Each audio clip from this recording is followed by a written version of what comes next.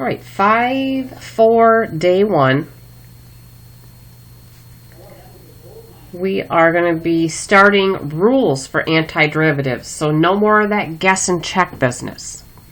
So, first of all, the symbol for antiderivative. It actually has a symbol.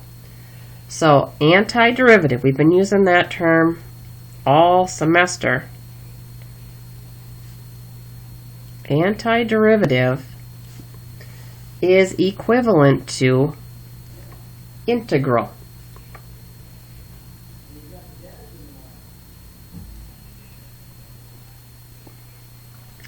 Okay, and our symbol for integral looks like a stretched out S. And it actually isn't S stretched out, it stands for sum, but that's for another day, soon. So the antiderivative, which is integral of f of x dx, is the notation you're going to start seeing. This symbol means find the antiderivative of this. So, integral symbol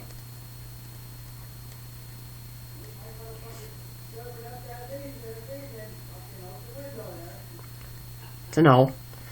Integral symbol means find the antiderivative. So it's telling you what to do. Find the antiderivative of f of x.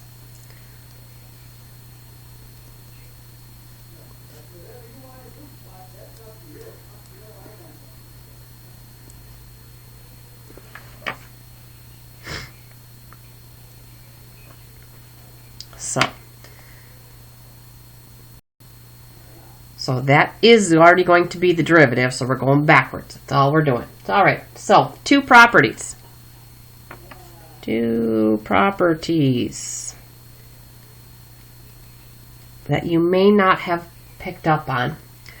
First of all, if we have a constant times a function, so a constant multiplier.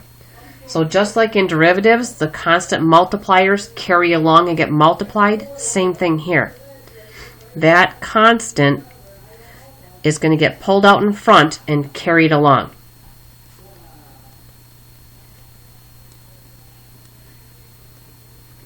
So it's legal to pull the constant multiplier out in front and carry it along. Then, just like derivatives, we do each separate term separated by adding and subtracting. We do each term separately for derivative. We do the same thing for antiderivative. If you've got multiple terms or multiple functions added together or subtracted, doesn't matter. You just do the antiderivative of each term separately.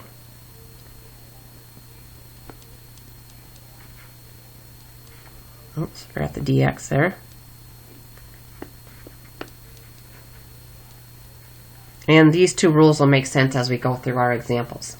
So, our first example, we're going to do the old way, and then I'm going to give you the rule. That'll make it a nice shortcut for you, so you don't have to do so much thinking. So, our first example. But we're going to use the new notation. That's asking you to find the antiderivative of 6x to the 4th dx. Okay, so with that, oh, I forgot to mention up here, with the integral, you have that differential dx attached to it. So,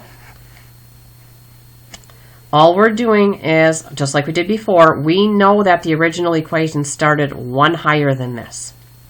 So we've got x to the 5th. And then we were doing the guessing and checking. Well, the derivative would be 5x to the 4th, but I want a 6. So then some of you still might be doing, well, 5 times what number gives me 6? And you can see that it's going to be 6/5. And then the plus c. And if you check, the 5 comes down, it cancels, you're left with 6, and then x to the 4th. All right, well, if you didn't pick up on it, here's what we're doing as a rule. Now that we know constant multipliers carry along, we're going to carry along the 6. we're going to add 1 to the exponent, and then we're always going to multiply by the reciprocal of the exponent. So remember, reciprocal is just flip the fraction over. So right now this is 5 over 1, so I'd multiply by 1/5. And now you can see the 6 finds the 1/5 and you get the 6/5. So on your blue sheet, down at the very bottom, I want you to write our first rule. I'm going to fix this up.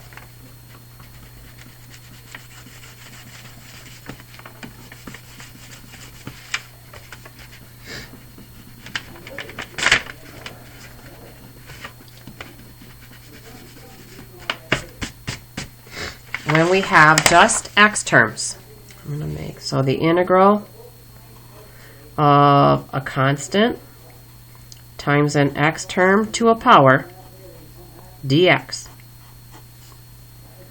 The rule is you keep the constant, you add 1 to the exponent, and then you multiply by the reciprocal of the exponent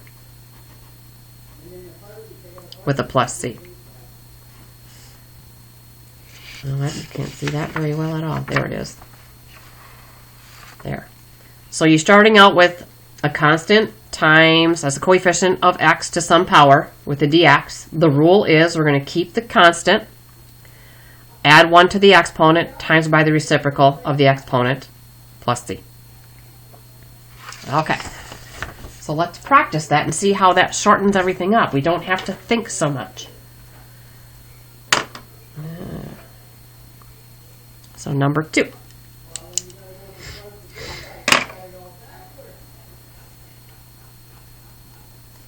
Antiderivative or integral of x to the 25th dx. Our multiplier out in front's a 1, so we don't have to worry about anything. So the rule is keep the 1, add 1 to the exponent, multiply by its reciprocal, plus c.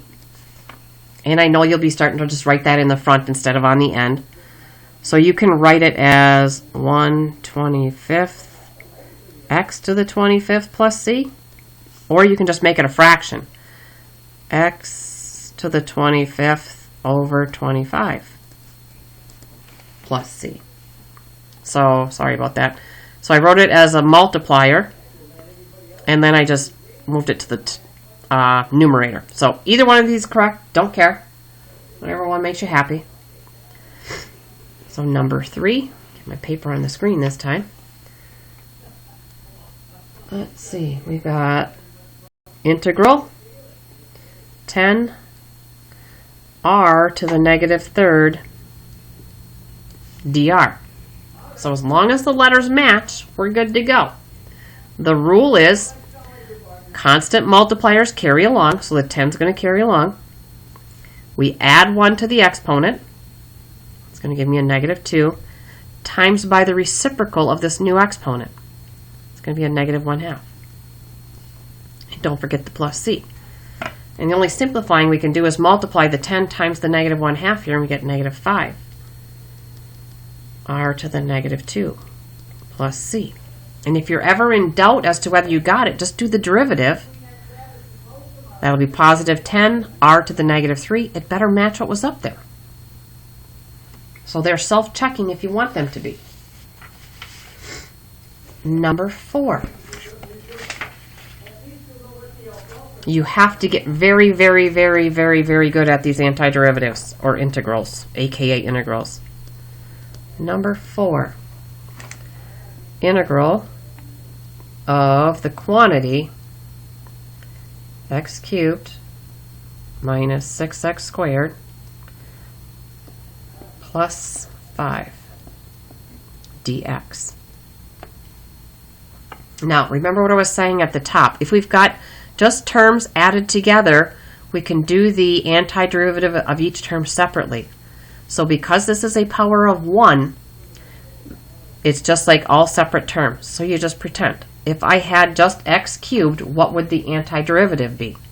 Well, the rule is carry along the 1 in front, add 1 to the exponent, multiply by the reciprocal. So it's going to be 1 x to the 4th times the 1/4 minus, keep the multiplier, add 1 times by reciprocal, plus, now what happens here? Again, what has 5 as its derivative? We could think of this as x to the 0, so that when you add 1, the x comes back, but you do need to have 5x. Because so when you have a constant, you know it had an x attached to it, because the derivative goes to the constant. And then a plus c. And then it's just simplify, write this proper. You can write it as x to the 4th over 4, or 1/4 times x to the 4th. Don't care. I'll go 1/4 x to the 4th. 6 gets multiplied by the 1/3, and we're going to have 2x cubed, and then plus 5x plus c.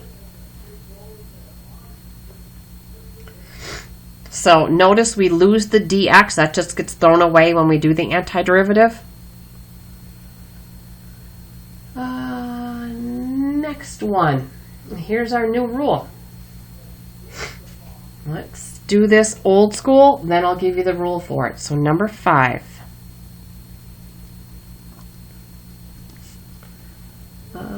We've got the antiderivative of the quantity 2x plus 7 to the 4th.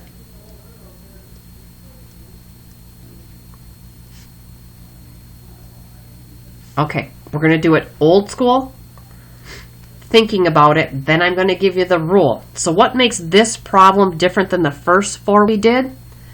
When we go to do derivative here, we have the outside times the inside. We didn't have that anywhere here. Each one was just its own separate term. So because we've got that outside inside, this one's different. So let's do old school. Old school says we know this is a 5. We don't know what the multiplier out in front is. So we'll go with 2x plus 7 to the 5th. And now if we check the derivative here would be 5 times 2x plus 7 to the 4th times the inside derivative is a 2. So our final derivative would be 10. 2x plus 7 to the 4th. Well, we don't want a 10, so we'd have to cancel out this 10 by putting a 1/10 in front here.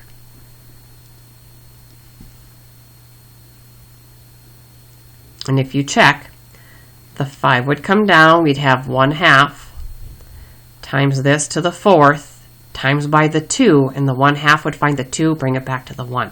So, what's the shortcut so we don't have to do all of this practice? The shortcut is when you have an inside, which we do, you have to have the derivative of the inside next to the dx. So, if the derivative of the inside here is 2, I would need a 2 next to my dx. But if I just multiply that by 2, I've changed the problem. So we're going to use the old hit it with a 1 trick. If I multiply by 2, and then I multiply by 1/2, I've actually just ended up multiplying by 1. So multiplying by 2, multiplying by 1/2, 2 times 1/2 gives me 1. So I haven't changed the original problem, just changed what it looks like. So now the rule is anything that's attached to the dx gets thrown away, just like it has in the past, so that's gone. This is a multiplier that carries along. I add 1 and times by reciprocal. Let's see what happens. So keep the multiplier, add 1 here, add 1, and then multiply by the reciprocal of that new exponent, which is 1/5. And lo and behold, the 1/2 finds the 1/5, giving us the 1/10.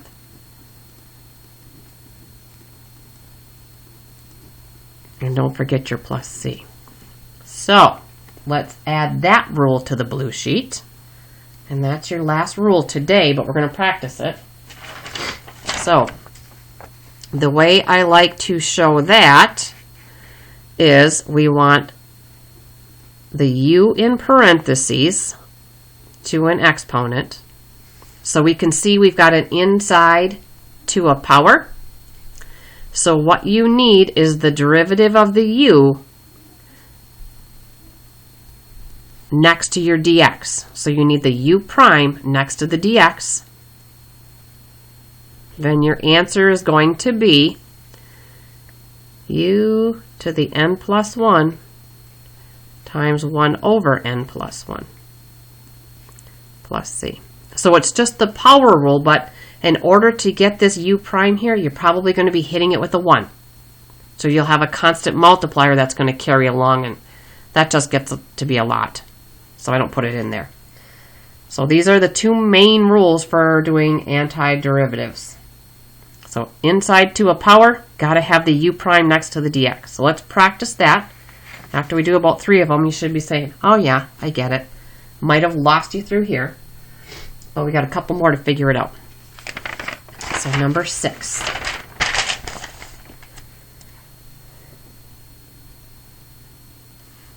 I got 5 times the quantity 6x minus 1 to the 7th dx. So, first of all, see this one as it has an inside to a power. So we're following that second rule that I just gave you. This 5 just carries along. It's a multiplier. What I'm concerned about is this. So what's the derivative of the inside? You better tell me 6. That's what has to be over here. But I can't just multiply by 6, so I'm going to undo it by multiplying by a 1/6 out in front. So I've hit it with a 1. All of this gets thrown away, and I do my power rule with the remaining stuff. So the 5 is carrying along, the 1/6 is carrying along, so that's going to be 5/6. Then I add 1 here, and then times by its reciprocal. And then I let the 5/6 find the 1/8, and I'll have 5/48. 6x minus 1 to the 8th plus c.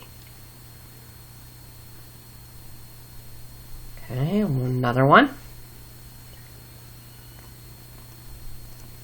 Let's go with antideriv or integral of 5 minus 3x to the 6th dx. So this is an inside to a power. Remember, when that's a 1 out there, it's not an inside. We just do each term separately. So when this is not a 1, we've got to look. This has an inside. Its derivative is a -3, so that's what I need over here. So I got to hit it with the 1 by multiplying by -1/3. And now all of this gets thrown away. Do a power rule here, carry along. So -1/3 times 5 minus 3x to the 7th times 1/7 plus c. And then these two fractions find each other. -1/21, 5 minus 3x to the 7th plus c. And let's just finish up with 8. Let's go 6x squared plus 4x dx.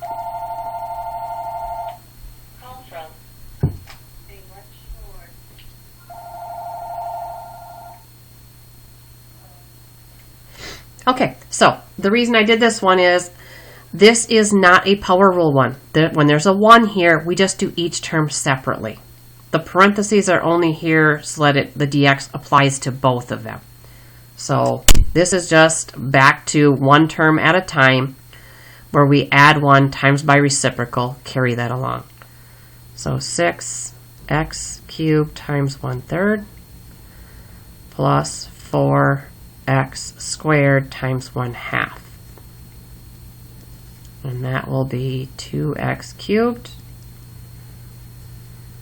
plus, that will be 2x squared plus c. All right, that's it. We'll practice.